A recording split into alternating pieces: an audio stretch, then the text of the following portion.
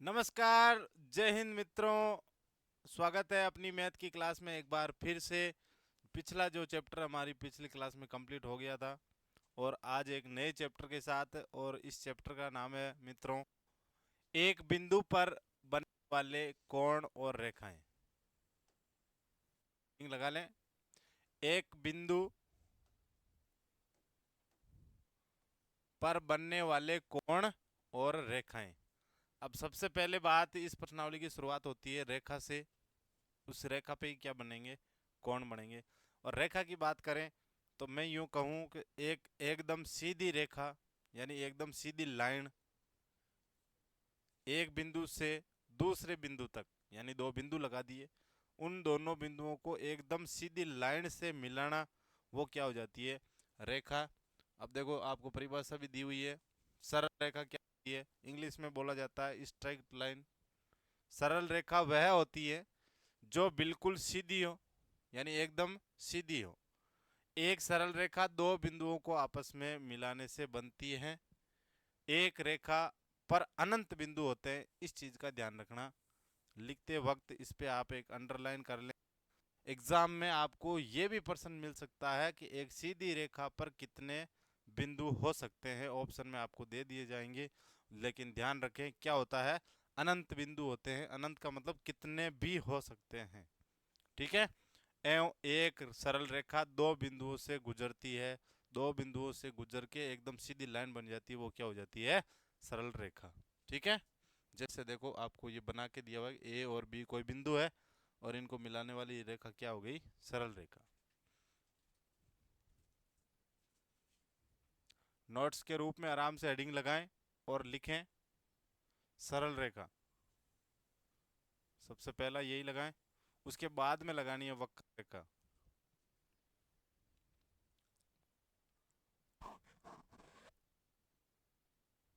वक्र रेखा की बात करूं, टेढ़ी मेढ़ी रेखा को वक्र रेखा कहते हैं। टेढ़ी मेढ़ी मतलब एकदम सीधी ना हो, जैसे सांप चलता है हल्का फुल्का टेढ़ा, है ना?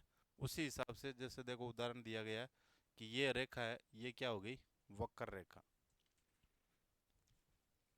ध्यान रखें, इस प्रश्नावली में सवाल अगर आता है तो सिर्फ इन परिभाषाओं से ही निकल के आएगा, ये बात का ध्यान रखें। क्योंकि कोण तो कोई भी बंदा आसानी से निकाल सकता है, कोई दिक्कत नहीं आएगी।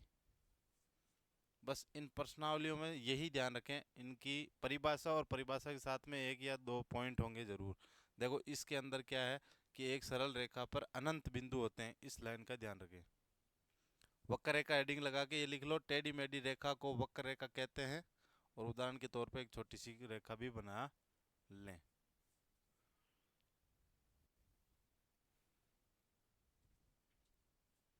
उसके बाद में हेडिंग लगाओ किरण। क्या हेडिंग लगानी है? किरण। किरण क्या होती है? वह रेखा जिसका आरंभिक बिंदु, आरंभिक मतलब स्टार्ट जहां से हो रही है, स्थिर रहता है, यानी वो बिल्कुल मूवमेंट हिलाने की जरूरत नहीं है, वो वहां से नहीं हिल सकता। तथा रेखा सिर्फ एक ही दिशा में गमन करती है। रेखा के उस सिरे पर तीर का निशान लगाते हैं। कहने का मतलब देखो, कोई भी रेखा यहाँ से स्टार्ट हुई ओ बिंदु से और एक ही दिशा में चलेगी, इसका मतलब जिस दिशा में स्टार्ट हुई है उसी में गमन करेगी, वापस ना तो मुड़ेगी ना घुमाव कर सकते हो। और आगे निशान किसका लगेगा? तीर का निशान। यानी एग्जाम में आपको यह भी पूछा जा सकता है, किसी रेखा के आगे अगर तीर का निशान लगा दें तो वो कौन सी रेखा बन जाती है? तो उसका ऑप्शन में आपको क्या मिलेगा? किरण। वो हमारा आंसर क्या होगा? करेक्ट होगा। ठीक है। तो किरण हेडिंग लगाएं और ये चीज लिखें। यहां से लिखो, वह रेखा जिसका आरंभिक बिंदु स्थिर रहता है तथा रेखा सिर्फ एक दिशा में गमन करती है।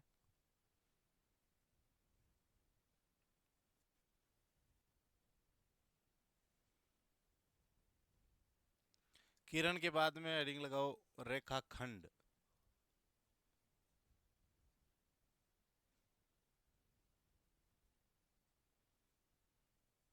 अब रेखाखंड क्या होता है? जैसे दो बिंदु फिक्स कर दिए और उन फिक्स बिंदुओं को मिलाने वाली जो सरल रेखा है, किरण है, वो क्या कहलाती है? रेखाखंड कहलाती है। यानी कि उसके भाग पहले से फिक्स कर दिए जाते हैं कि जैसे 1 सेंटीमीटर तक, यानी इस बिंदु से इस बिंदु तक। अब देखो क्या है, किसी सरल रेखा का निश्चित लंबाई का वह भाग जिसका प्रारंभ व अंतिम दोनों बिंदु विद्यमान हो। यानी विद्यमान मतलब स्थित पहले से ही कर दिया गया हो कि पहला बिंदु यहाँ से और दूसरा यहाँ तक, इन दोनों को मिलाने वाली रेखा क्या होगी? रेखाखंड होगी। यानी निश्चित क्या दे रखी होती है? उसकी लंबाई आपको दी हुई होती है। और उदाहरण के तौर पर नीचे देखो बनाया गया है, ए और बी आपको दो बिंदु दिए गए हैं और इनको मिलाने वाली रेखा क्या हो गई? रेखाखंड हो गई। लिख लें।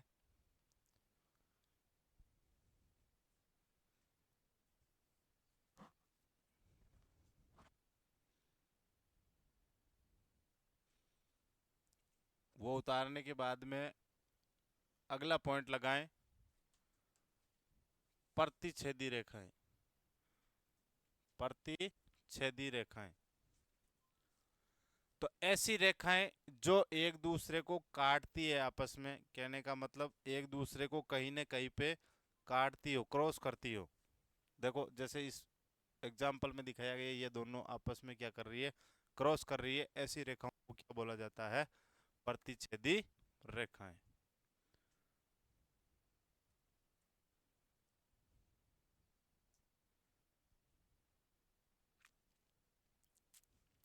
उसके बाद में अगली लगाएं, समांतर रेखाएं।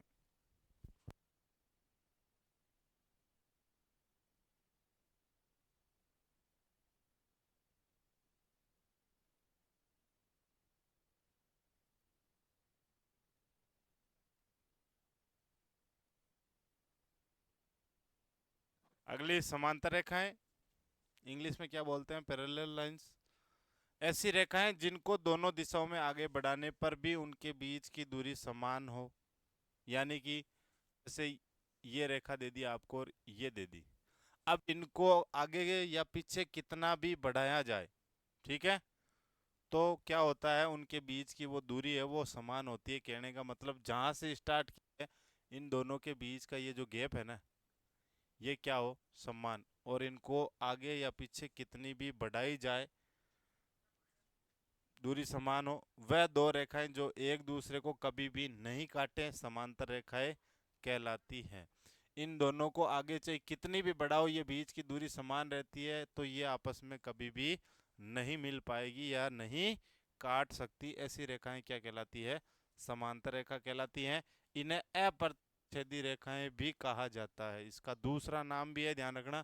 जैसे ये प्रतिच्छेदी थी, इसका उल्टा विपरीत हो गया, अप्रतिच्छेदी रेखाएं या समांतर रेखाएं, एक ही बात है। ठीक है, और उदाहरण के तौर पे देखो आपको दिखाया गया। और ए बी, ध्यान रखना समांतर का चिन्ह क्या होता है गणित में? ये, इसे बोला जाता है समांतर। जैसे लिखा हुआ देखो, ए बी समांतर सी डी, यानी ये ए बी है वो सी डी के समांतर है। समांतर का मतलब इन दोनों के बीच की दूरी वो बराबर है, और इनको आगे या पीछे किधर भी बढ़ाया जाए ये कभी भी आपस में नहीं मिलती। ठीक है, नोट करें।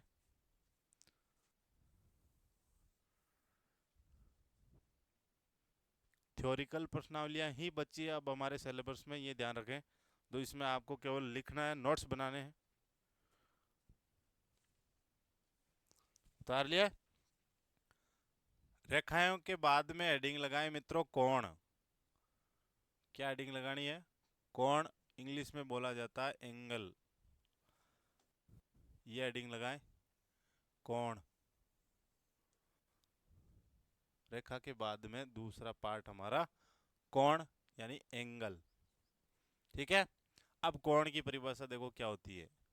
जब एक ही बिंदु से दो किरणें निकलती हैं, एक ही बिंदु से मतलब जैसे देखो ये रहा, ये बिंदु है, इससे दो किरण, एक तो ये निकल गई और एक ये निकल गई। इन दोनों किरणों उस बिंदु पर बनाई गई आकृति क्या कहलाती है? कोण कहलाती है। यानी इस बिंदु पर ही इन दोनों किरणों से जो ये बनता है, इसे क्या बोला जाता है? कोण या एंगल। ठीक है, नोट करें।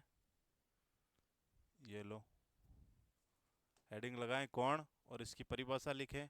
छोटा सा उदाहरण के तौर पे आप ऐसा एंगल बना सकते हो कि ये वो बिंदु है जिससे दोनों किरण निकली हैं।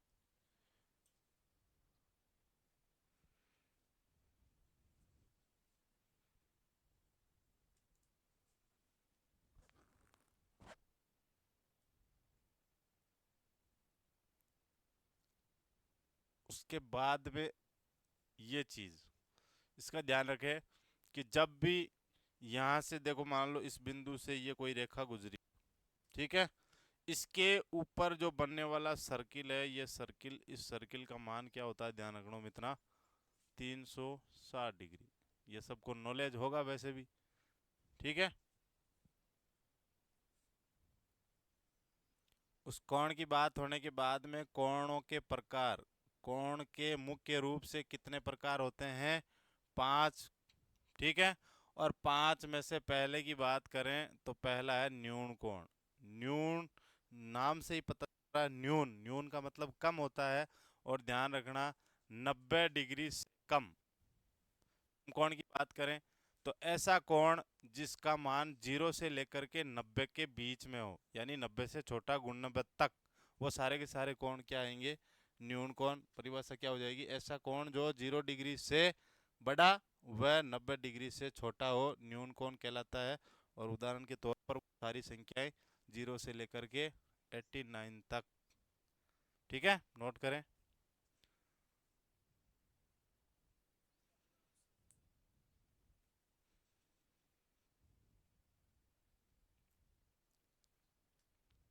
डायग्राम जरूर ध्यान रखें।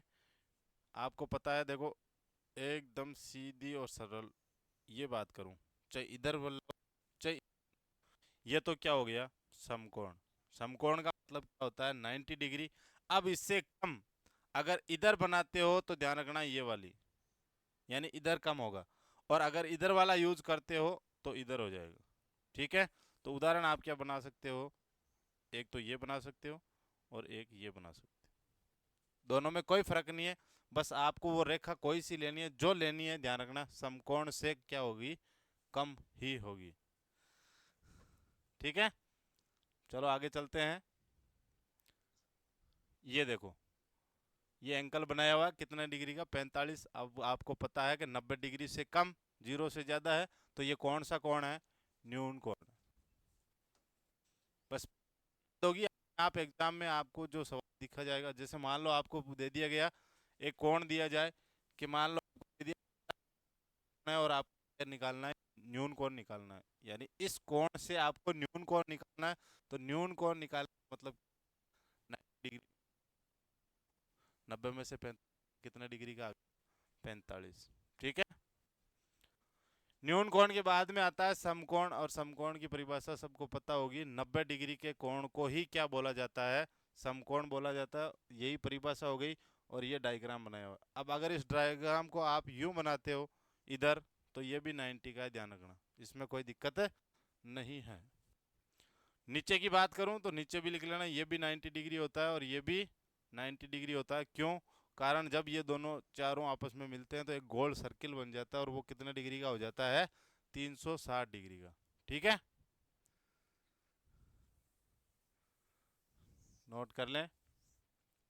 न्यून कोण के बाद में हेडिंग लगाएं समकोण, और इसकी क्या लिखें, परिभाषा लिखें।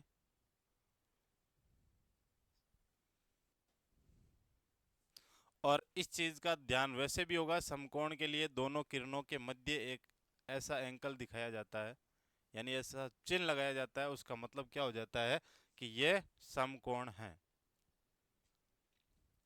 न्यून कोण हो गया, समकोण हो गया। अब हेडिंग लगाए मित्रों अधिक कोण। क्या लगाना है, अधिक कोण। और अधिक कोण क्या होता है, ऐसा कोण जो समकोण से बड़ा हो। समकोण से बड़ा मतलब 90 से बड़ा हो गया, और कोण से छोटा हो। सरल कोण क्या होता है, 180 डिग्री के कोण को बोला जाता है, तो 180 से क्या होगा, कम होगा। तो 90 से ज्यादा और 180 से कम, तो ये रहा परिभाषा भी। ऐसा कोण जो 90 डिग्री से बड़ा हो परंतु 180 डिग्री से छोटा हो, अधिक कोण कहलाता है। उदाहरण के तौर पर आपको दिया गया कोण भी, बस ध्यान इतना रखें। इस परिभाषा को आप एक और तरीके से भी लिख सकते हैं, ऐसा कोण जो समकोण से बड़ा हो, समकोण का मतलब 90 डिग्री, परंतु 180 डिग्री और 180 डिग्री के कोण को सरल कोण बोला जाता है। तो सरल कोण से छोटा हो क्या कहलाता है? अधिक कोण कहलाता है। और उदाहरण के तौर पर ये देखो आपको दिया गया है। इस डायग्राम को आप ऐसे भी बना सकते हो मित्रों, अगर ये लाइन यूज करते हो तो ये इधर चली जाएगी और ये भी क्या हो सकता है 150 डिग्री। ठीक है। हाँ, इन रेखाओं से कंफ्यूज नहीं होना। अगर इधर से चलती है, कोण बनाने में दिक्कत यही होती है, ध्यान रखना। दोनों एंगल का काम, यानी जो सरल रेखा है नीचे वाली, इसका उपयोग कौन से कर रहे हो? इसका कर रहे हो तो 150 का इधर बनेगा, इसका कर रहे हो तो 150 का इधर बनेगा। ठीक है, कर लिया नोट? चलो फिर अगले चलते हैं। और अगला कोण का क्या नाम है? अगले कोण का नाम है मित्रों सरल कोण या ऋजु कोण। एक ही कोण के दो नाम है, सरल कोण या। एग्जाम में आपको ये देखने को मिल सकता है, कंफ्यूज नहीं होना। सरल कोण का मतलब क्या होता है? 180 डिग्री का जो कोण है वही सरल कोण होता है। यानी एक सीधी रेखा पर बनने वाला कोण क्या होता है? 180 डिग्री का होता है, और वही सरल कोण या ऋजु कोण होता है। परिभाषा के तौर पर लिखो, 180 डिग्री के कोण को सरल कोण कहते हैं। 180 डिग्री बराबर दो समकोण। अब आपको पता है वैसे ही 180 का मतलब हो गया दो, आधा आधा भाग करो 90 और 90। कैसे? देखो यहाँ देखें, जैसे ये एक आप सर्कुलेशन बनाते हैं हम, ये लो, ये एक सीधी रेखा है। अब आपको पता है ये भी 90 डिग्री का है और ये भी क्या है 90 डिग्री का। जब इन दोनों को आप मिला दो तो ये क्या बन गया? 180 डिग्री का बन गया। अब आप सोचो, ये ऊपर वाला 180 का बन गया, अगर नीचे वाला 180 का बनाना चाहते हो तो क्या बन गया? एक पूरा सर्किल बन गया, और एक पूरा सर्किल क्या होता है? 360 डिग्री का। तो ऊपर वाला 180 का और नीचे वाला भी 180 का। तो हेडिंग लगाएं और इसकी परिभाषा लिख लें। सरल रेखा और ऋजु कोण दोनों एक ही बात है। और एग्जाम्पल ये रहा, एक ही रेखा पर बनने वाला कोण 180 डिग्री का। ये ऊपर बना, अगर नीचे भी बना रहे हो तो ये भी क्या हो जाएगा? 180 डिग्री का। और टोटल कितना हो जाएगा? 180 और 180 कितना हो गया? 360।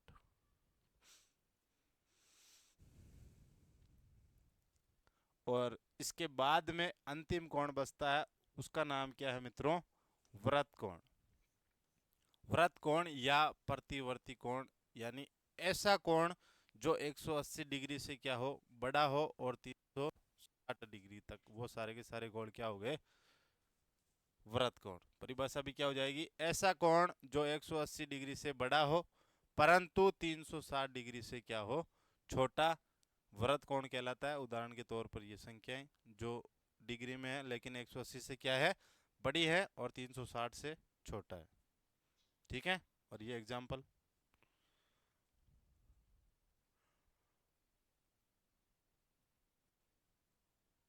लिख लें।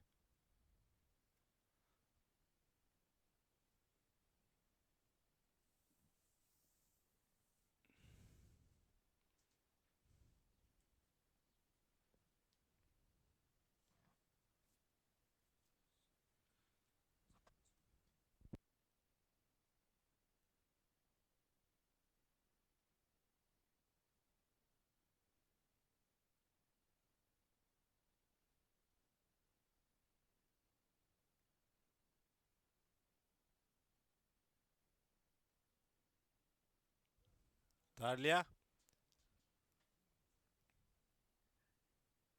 अगली हेडिंग लगाएं, कुछ अन्य कोण। मुख्य रूप से कोण कितने प्रकार के होते हैं? 5 हमने पढ़ लिया था। अब हेडिंग लगाएं कुछ अन्य कोण, और जिसमें पहला क्या है? आसन कोण। अब आसन कोण क्या होता है मित्रों? ध्यान रखें, एक बिंदु पर बनने वाले ऐसे दो कोण जिनके बीच एक किरण उभयनिष्ठ हो, यानी एक रेखा क्या हो? कॉमन हो। ठीक है, एक रेखा कॉमन हो गई तो वो कोण कौन से हो जाएंगे? आसन कोण। देखो आकृति के तौर पे समझे, जब कोण बनाया गया, मान लो समकोण है, और इसके बीच में आपको एक रेखा खींच दी गई है, खींच दी ना। अब देखो, अब इसी एंगल पे दो कोण बने हैं, एक तो इधर वाला और एक इधर वाला, यानी इन दोनों कोणों में एक किरण क्या है? कॉमन है। वो कॉमन कौन सी है? ओ और बी। और ये क्या हो जाएगी? आसन कोण।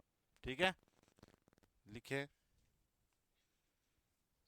कि एक बिंदु पर बनने वाले ऐसे दो कोण जिनके बीच की किरण एक उभयनिष्ठ हो आसन कोण कहलाता है?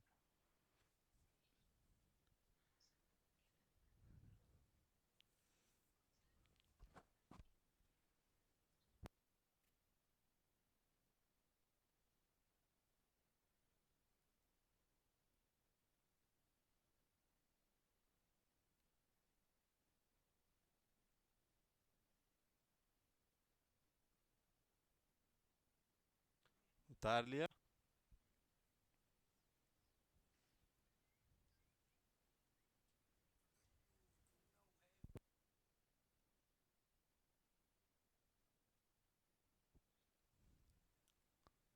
आसन कोण के बाद में हेडिंग लगाओ मित्रों, पूरक कोण।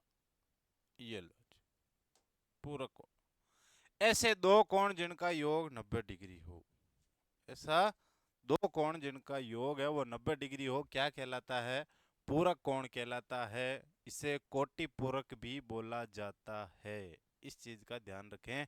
एग्जाम में अगर आपको पूरक कोण की जगह कोटि पूरक नाम दे दिया जाए तो भी कंफ्यूज नहीं होना है। इसीलिए मैंने आपको ये सारी परिभाषाएं लिखाई है, क्योंकि ध्यान रखें मित्रों, इस प्रश्नावली से अगर सवाल आया तो बिल्कुल इन सवालों में से आएगा।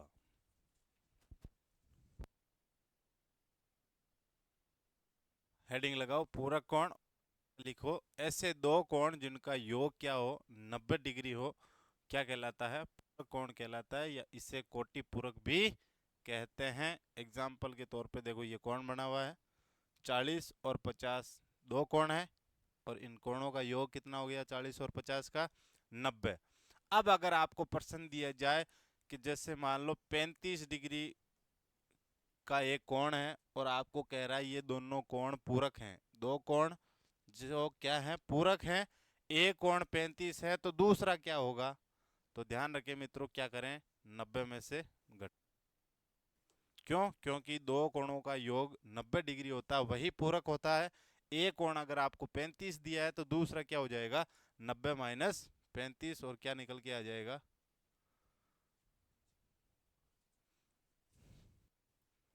55। 55 और 5 होगी 60, 30, 90, तो दूसरा पूरक कोण क्या आ जाएगा? 55 डिग्री का। ठीक है, नोट करें।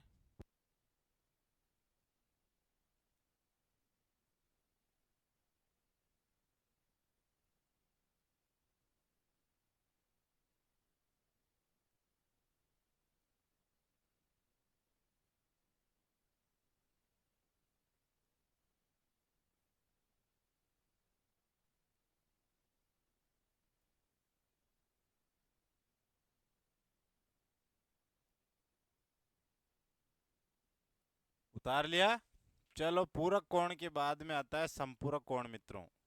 ऐसे दो कोण जिनका योग क्या होता है? 180 डिग्री होता है। पूरक में तो क्या होता है, दो कोणों का योग 90 डिग्री होता है, और संपूरक की बात करूं तो संपूरक में दो कोणों का योग कितना होता है? 180 डिग्री। तो परिभाषा लिखें, संपूरक कोण, ऐसे दो कोण जिनका योग 180 डिग्री हो, संपूरक कोण कहलाते हैं। और उदाहरण के तौर पर जो दिया गया एक ही बात है वो, तो अगर इस कोण में अगर जैसे आपको दे दिया जाए कि दो कोण संपूरक कोण हैं, यदि उनमें से एक कोण 110 डिग्री का हो, यदि उसमें एक कोण 110 डिग्री का हो तो दूसरा कोण क्या होगा बताओ? तो ध्यान रखो, यहाँ पे क्या करना है, 180 में से 110 को घटा देना है, कितना आ जाएगा? 70। पहला अगर 110 है तो दूसरा कितना हो जाएगा? 70। और वो क्यों होता है? क्योंकि दो कोणों का योग जब 180 डिग्री हो तभी वो क्या होते हैं? संपूरक होते हैं। ठीक है, ये संपूरक की बात हुई। अब उसके बाद में क्या आता है?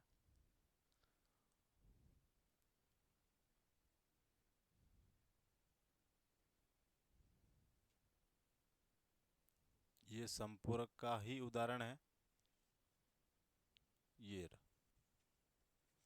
ये संपूरक का चित्र है, देखो ये 140 का है तो ये कितना हो गया? 40, क्योंकि दोनों का योग कितना हो गया? 180 डिग्री का।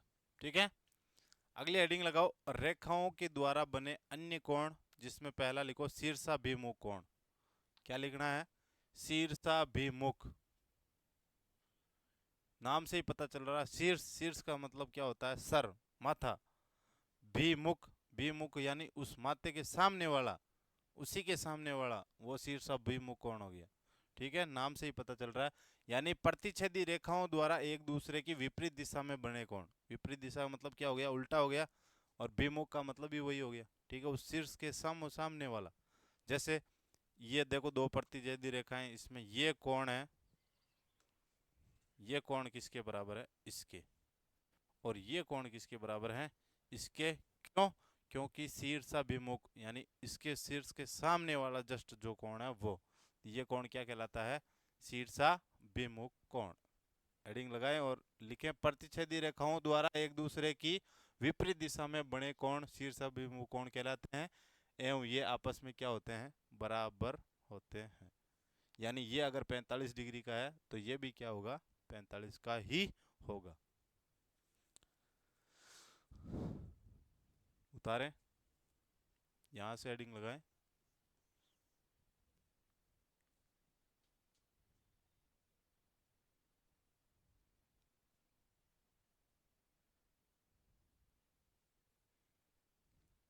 आगे चलते हैं। तो आगे देखो, समांतर रेखाओं द्वारा बने कोण, जिसमें पहली हेडिंग लगाओ संगत कोण। बस अब दो और हैं, उसके बाद में इसके जो सवाल बनते हैं वो सवाल होंगे। बाकी प्रश्नावली यही है आपके सिलेबस में। समांतर रेखाओं द्वारा बने कोण, उसमें पहली हेडिंग लगाओ संगत कोण। क्या लिखना है, संगत कोण। संगत कोण आपस में क्या होते हैं भाई, बराबर होते हैं। और संगत कैसे, देखो जैसे ये डायग्राम बना हुआ है, इस डायग्राम में चार कोण ऊपर दिए गए हैं आपको, एक दो तीन और चार। और चार ही आपको नीचे दिए गए हैं। अब देखो संगत का मतलब क्या हुआ, आपको पता है एक को देखो कहाँ लिखा गया है, यहाँ। अब इस एक को यहाँ लिखा गया तो इसी आकृति के हिसाब से नीचे वाले डायग्राम में जहां एक लिखा है वहां जो भी कोण लिखा है वो उसके क्या होगा, संगत कोण होगा, यानी बराबर होगा। जैसे यहाँ एक है तो यहाँ कितना लिखा हुआ है, देखो 8 लिखा हुआ है, इसका मतलब ये कोण एक किसके बराबर है, कोण 8 के। और क्यों, क्योंकि संगत कोण है। ठीक है। अब देखो कोण 2 कहाँ लिखा हुआ है, यहाँ लिखा हुआ है। और यहाँ लिखा हुआ है तो इसी के समकक्ष संगत कोण कौन सा हो गया, देखो 5 लिखा हुआ है। तो कोण 2 बराबर क्या हो जाएगा, कोण 5। समझ गए। 3 की बात करूं, 3 यहाँ लिखा गया और 6 यहाँ लिखा गया, तो 3 किसके संगत हो गया, 6 के। और 7 किसके हो गया, 4 के। ठीक है, नोट करें। हाँ, ये डायग्राम बनाएं और ये लिख लें, एक कोण बराबर 8 के, 2 5 के, 3 6 के, 4 7 के, ताकि आपको पता चल जाएगा संगत कोण कौन कौन से होते हैं।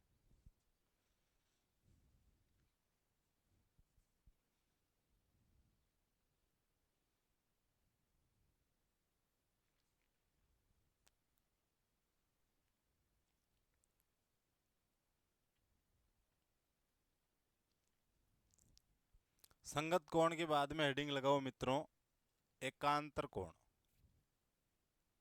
क्या हेडिंग लगानी है, एकांतर कोण, ये वाली, एकांतर कोण। अब देखो एकांतर कोण में इन चीजों को दो भागों में बांटा गया, अंत्य कोण और बाह्य कोण। अंत्य कोण का मतलब क्या होता है, अंदर वाले, नाम से ही पता चल रहा है कि जो अंदर बने हुए हैं वो कोण। और बाह्य कोण मतलब जो बाहर की तरफ बने गए हैं। ठीक है, जैसे यही आकृति है वापस, इस आकृति में देखो कोण 3 है, वो किसके बराबर है, 8 के। यही है एकांतर कोण। एकांतर कोण का मतलब हो गया ये वाला। ठीक है, लगभग जेड की आकृति में बने कोण जिसके अंदर का भाग और बाह्य का भाग क्या है, बराबर है। ठीक है, जैसे कोण 3 किस 8 के, ये अंदर बना हुआ है। और कोण 4 वो किस 5 के, अंदर की तरफ ही है। तो एकांतर का मतलब जिस दिशा में बना गया उसके उल्टी साइड। ठीक है, तो बात करूं, ये देखो जेड की आकृति हो गई लगभग, तो ये कोण किसके बराबर हो गया, ये। और इस एकांतर को हम जब पढ़ाई करते थे छोटी क्लासों में तब यही कहा जाता था, ध्यान रखें जेड की आकृति में बनने वाले कोण, देखो ये वाली जेड, तो ये कोण और ये कोण आपस में क्या होते हैं, एकांतर कोण। ठीक है, ये तो उल्टा जेड हो गया, जब उल्टे की बात करें ये उल्टा बन गया। तो ये कोण किसके बराबर होगा, इसके। वजह क्या होती है, एकांतर कोण, और एकांतर कोण में ये क्या है, अंतः कोण जो अंदर की तरफ बने हैं। अब बाहर की तरफ बात करें, बाहर की तरफ 1 और 2 है, और नीचे क्या है 7 और 6। तो बाह्य कोण तो हो गए, एक किसके हो जाएगा 6 के, क्योंकि एकांतर देखना हमें, संगत होता तो उसी दिशा में होता। अब ये एक का उल्टा क्या हो गया 6, और 2 का क्या हो गया 7। ठीक है, हेडिंग लगाएं और लिखें, डायग्राम बना ले, और साथ में ये लिखें एकांतर अंत्य कोण 3 हो जाएगा 8 के बराबर, और 4 हो जाएगा 5 के बराबर। एकांतर बाह्य कोण में लिखें बराबर कोण 6, और कोण 2 बराबर कोण 7। इस चीज का यही है, ध्यान रखें, इसका मतलब होता है कोण 1। ठीक है,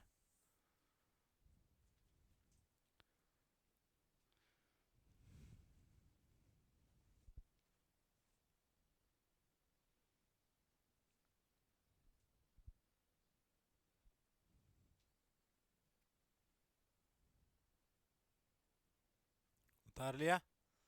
चलो फिर अगली हेडिंग लगाओ मित्रों, रैखिक युग्म। क्या लिखना है, रैखिक कोण युग्म। और इसमें क्या लिखना है, एक सरल रेखा पर, एक बिंदु पर सरल रेखा पर एक ही ओर बने कोण का योग क्या हो 180 डिग्री, यानी संपूरक कोण होता है। और वही क्या होते हैं, रैखिक कोण का युग्म।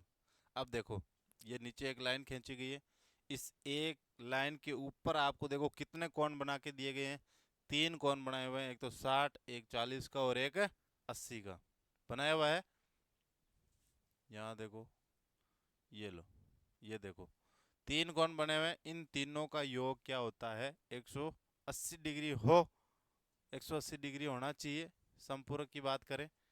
तो फिर क्या होती है, ये रैखिक कोण का युग्म होता है, यानी एक ही रेखा के एक ही तरफ 3 कोण बने हुए हैं और उनका योग कितना हो 180 डिग्री। ठीक है, नोट करें।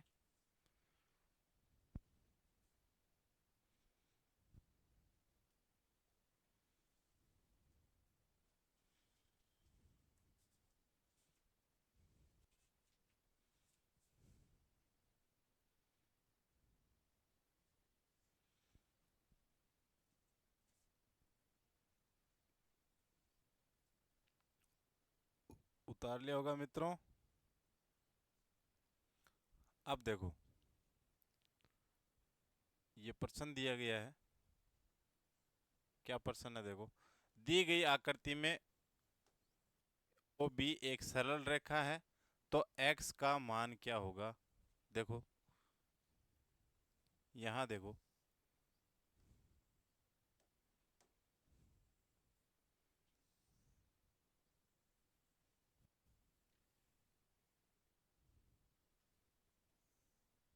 यहाँ दिया गया 3x, और यहाँ दिया गया x।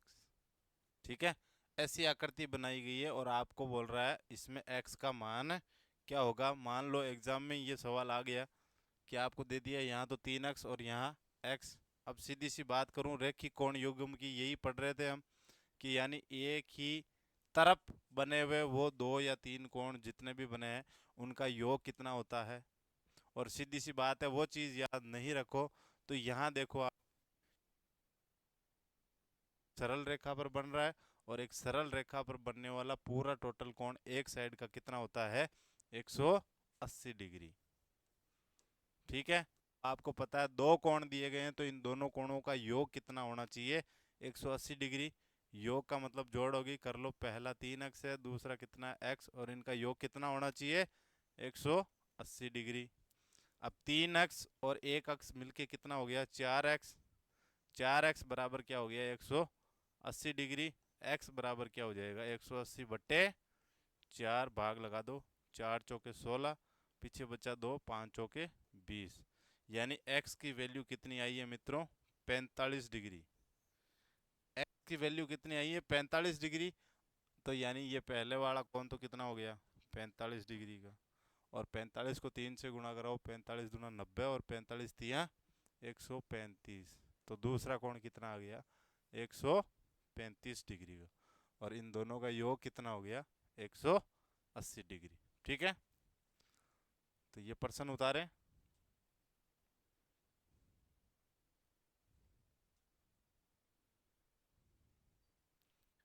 कि आकृति, यही ऊपर वाली आकृति जो हमने ये पढ़ा था ना, रैखिक कोण युग्म, इसी में कि दी गई आकृति ए ओ बी में एक सरल रेखा है जिसका एक्स का मान क्या होगा, यही डायग्राम है और इसका सॉल्यूशन ये रहा।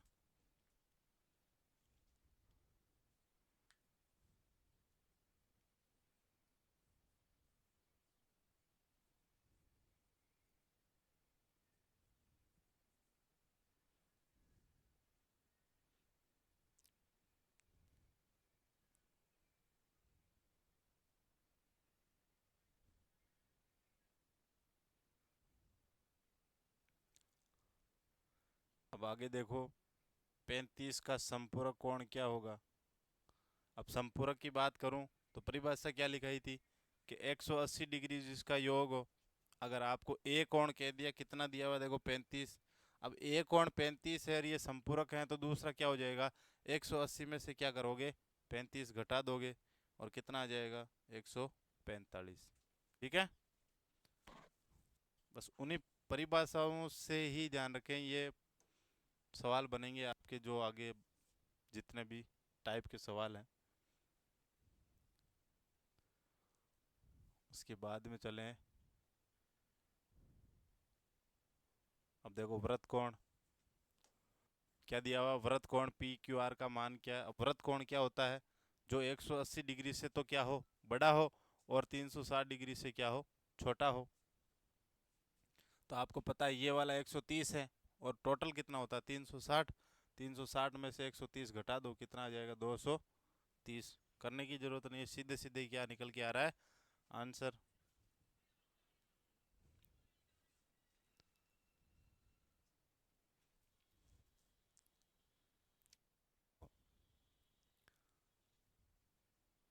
प्रश्न की बात है, पहला प्रश्न है कि दिए गए चित्र में यदि L1 समांतर है L2 के। अब देखो L1, इन दो डंडियों का मतलब क्या होता है, मैंने आपको बताया था, समांतर। यानी L1 L2 दोनों समांतर है, इनको आगे चाहिए कितना भी बढ़ाओ ये एक दूसरे से टच नहीं होगी, कहीं भी काटेगी नहीं। तो एक्स वाई जेड के मान क्या होंगे कर्म से। ठीक है, आपको ये डायग्राम दिया हुआ है, जैसे मान लो एग्जाम में आ गया और आप में यहाँ दे दिया एक्स वाई और जेड, इनके आपको मान बताना है। ऑप्शन आपके पास सामने देखो दिए हुए हैं, ऑप्शन भी दिया हुआ है, पहला ये रहा, दूसरा ये रहा, तीसरा और चौथा। ठीक है, करना कैसे, अब देखो पहले इसकी बात करें तो ये एक क्या है, त्रिभुज है, और आपको पता होगा त्रिभुज के तीनों कोणों का योग कितना होता है। नहीं भी पता है तो ध्यान रखें, 180 डिग्री होता है।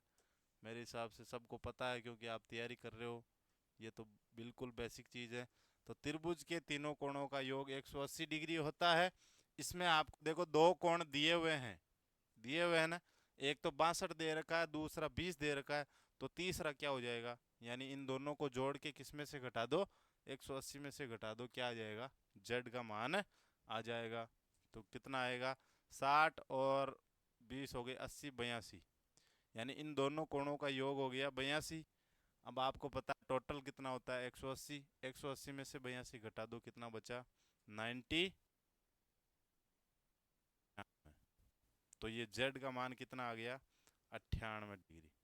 अब देखो आपको सीरियल वाइज पूछा है एक्स वाई और जेड, यानी अंत में क्या होना चाहिए, 98। तो देखो तीसरा ऑप्शन कट गया क्योंकि 36 है, चौथा ऑप्शन के पीछे 36 है, कट गया, दो ऑप्शन तो वैसे ही कट गए। अब इनमें 98 98 है। ठीक है, इसमें भी 36 36 है। तो पहला कोण निकालना है, पहला कोण क्या है, एक्स, एक्स की वैल्यू निकालनी है। और एक्स आपको पता है क्या है, देखो जेड की आकृति में है, हमने पढ़ा ही था कि ये जेड की आकृति में एकांतर कोण है। अगर ये कोण 98 है तो ये भी कितना होगा, 98 का ही होगा। तो 98 ऑप्शन ये वाला दूसरा हो गया सीधे सीधे, और क्या आ गया, आंसर आ गया। समझ में आया, नोट कर लें। अब देखो केवल मैंने आपको समझाया है कि एक्स वाई और जेड की वैल्यू क्या आएगी। ठीक है, और वैल्यू कैसे, मैंने आपको कहा था बी सी और डी, इसके अंदर ये एक त्रिभुज की आकृति बन रही है और त्रिभुज के तीनों कोणों का योग कितना होता है, 180 डिग्री। तो 60 62 और 20 जुड़ गए, कितना हो गया 82। और 180 में से जब 82 निकल जाएगा कितना आ गया 98। तो जेड की वैल्यू 98 आ गई। अब आपको पता है ये क्या है, जेड की आकृति में है, और जेड की आकृति में ये जो अंदर के कोण बने हुए या बाहर के हो, ये क्या है, एकांतर कोण। और एकांतर कोण में ये क्या होता है, बराबर। तो एक्स की वैल्यू भी क्या हो जाएगी, जेड। ये लिख सकते हो आप कि कोण जेड बराबर कोण एक्स, वजह क्या होती है, एकांतर कोण। और ये बराबर है, इसका मतलब ये भी आ जाएगा 98। और जब ये 98 है और ये 46 है तो वाई कितना आ जाएगा 36। ठीक है, नोट कर लें। डायग्राम बना लें अच्छी तरीके से, अपने आप वैसे भी समझ में आ जाएगा। और ऑप्शन क्या होगा ध्यान रखना, जैसे आपको पूरे वैसे भी निकालने की जरूरत नहीं है। ऑप्शन के अंदर आप ये देखो क्या पूछा, एक्स वाई जेड। तो जेड हमने पहले निकाला था, जेड 98 था, तो दो ऑप्शन बचे, दो तो अपने आप कट गए। फिर आपको पता है बीच वाला 36 36 दोनों का बराबर है, पहला काट लो। पहला कौन सा होता है, एक्स। एक्स आप काटते हैं क्या आ गया 98, और हमारा आंसर क्या हो गया दूसरे वाला। ठीक है,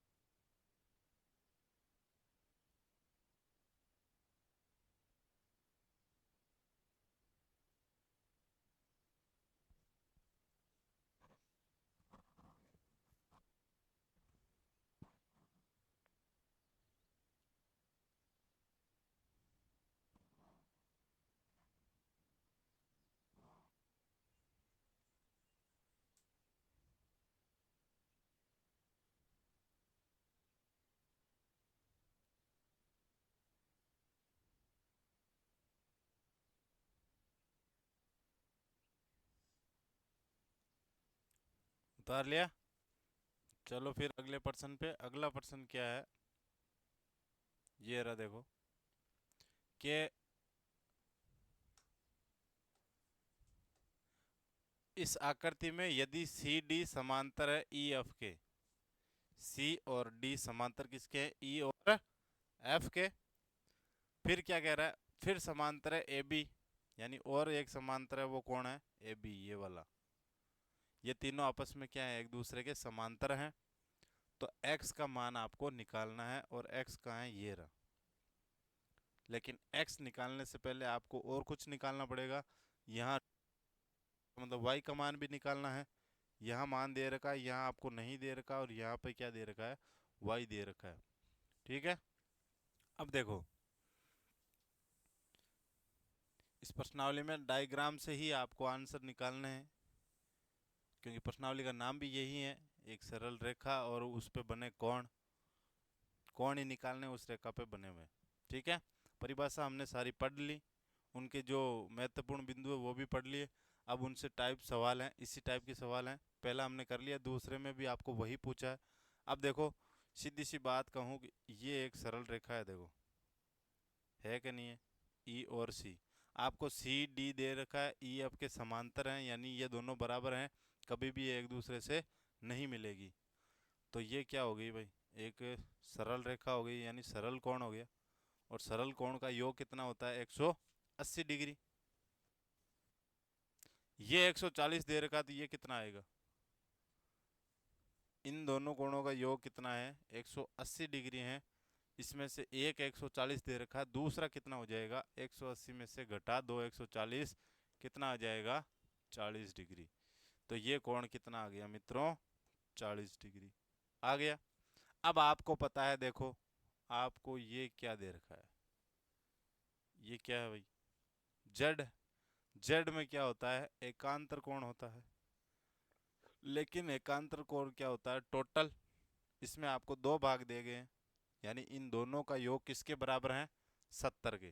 ठीक है, जब 70 के बराबर है तो क्या लिखोगे कि y + 40 इन दोनों कोणों का योग किसके बराबर है 70 के हैं, तो ये 40 प्लस के उधर जाके क्या हो जाएगा मित्रों, यानी 70 में से क्या घट गया 40, और y की वैल्यू कितनी आ गई 30 डिग्री। इसका मतलब ये कोण कितना है 30 डिग्री का है। ठीक है, आपको क्या पूछा था, x का पूछा था।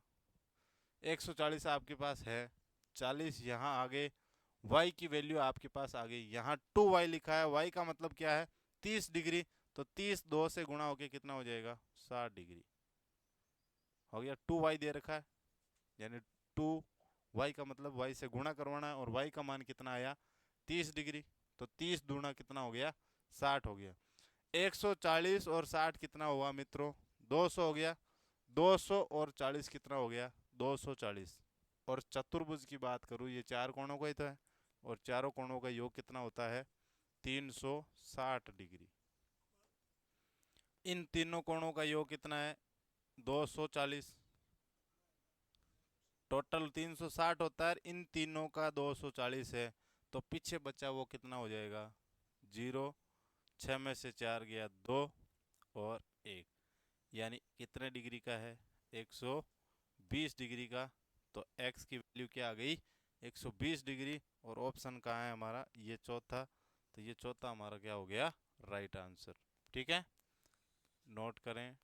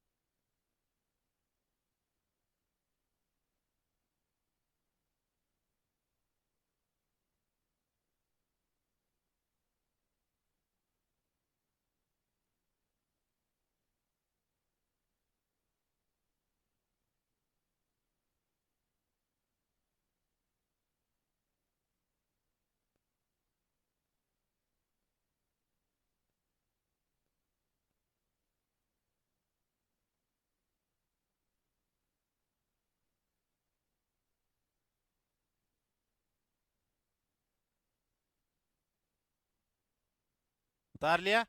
तो अब ये बेसिक टाइप के जो थ्योरी वगैरह थी वो हमने पढ़ ली, और कुछ जो अलग टाइप के सवाल है वो अगली क्लास में हो जाएगी, और ये हमारा चैप्टर क्या हो जाएगा